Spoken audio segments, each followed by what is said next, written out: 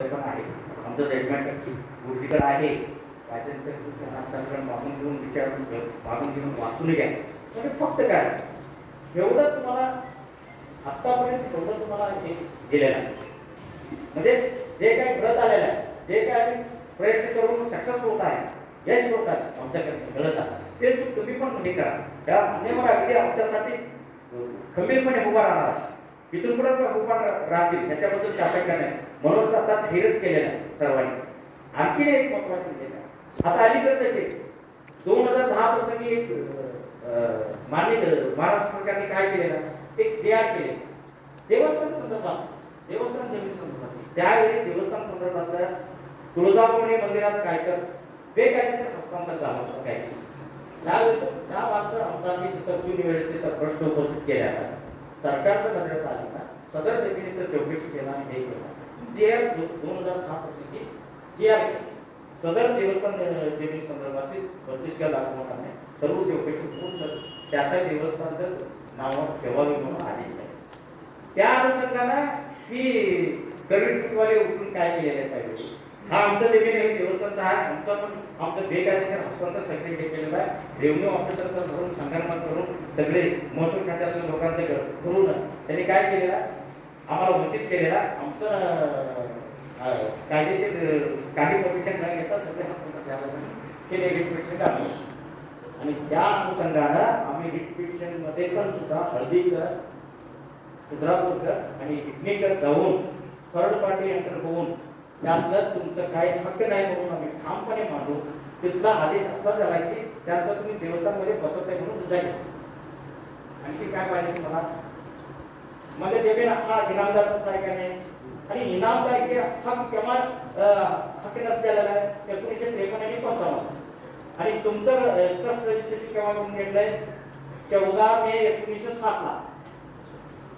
आणि 88 पद सर्टिफिकेट केव्हा घेतलेला आहे पूर्व कायद्यानं 88 पद सर्टिफिकेट केव्हा घेतलेला आहे 1959 ला अरे 1959 ला तुम्ही 88 पद हे घेतला आणि ट्रस्ट नोंदवून घेतला आम्ही 1/8/1954 ला मालक झालो की आणि 1/8/1954 ला मालक झालोय.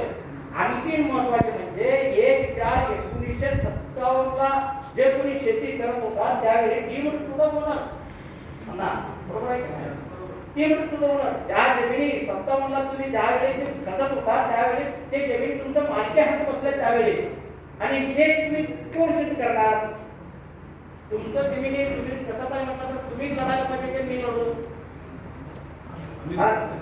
तुम्हीच लढायला पाहिजे की तुम्ही शेतकरी आम्ही शेतकरी लढायला पाहिजे की सरकार सुद्धा तुमच्या मागे तुमच्यासाठी काय पण केलेलं आहे तुम्ही अभ्यास करा कुठून बघा फक्त गरिबी प्रकाराला भेटू नका त्याच्याकडे काहीच नाही त्याच्याकडे काहीच नाही फक्त शेतकरी एकजूट येत नाही म्हणतात त्यांचा खेळ चाललाय तिकडे करायचं फक्त केसा करायचं म्हणून अख्खा गावावर करत नाही एक 2-3 शेतकऱ्यावर करायचं ते शेतकऱ्याला काय कळत नाही ते मुलं काढून काय कुठंतरी येतात स्वतः तेच वीज थोडीकडे दाखवत आहे असं नाही आता परवा चंद्रपूर ह्याच्यावर शो मोटाने आणि करवीर पेठाचा ह्याच्यामध्ये रिव्हिजन केस घातला आणि मुकाशांना त्यांनी पण सांगते तुम्हाला त्या प्रकरणामध्ये 2010 च्या अनुषंगाने चौकशी लागला त्या ह्याच्यामध्ये आम्ही पण भाग घेतो आमचं सरकारी वकील पण विविध हक्के पण घेतलेले आणि त्या अनुषंगाने जवळजवळ माझ्या अंदाजाने अगदी सर्वतोपरी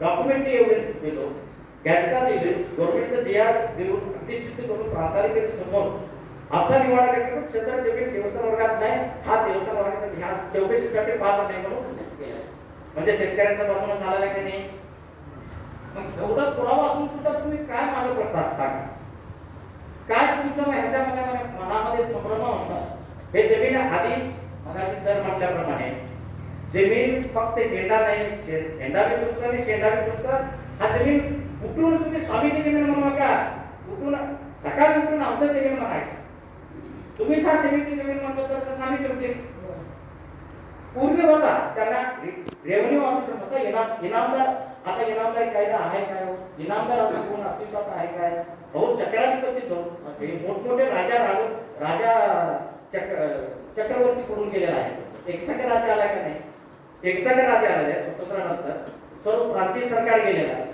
प्रांतीय सरकार गेलेलं आहे, मग हे इनामदार कसं राहतील? त्यावेळी अबॉर्शन ऍक्ट हक्कनस्ती केलेला आहे.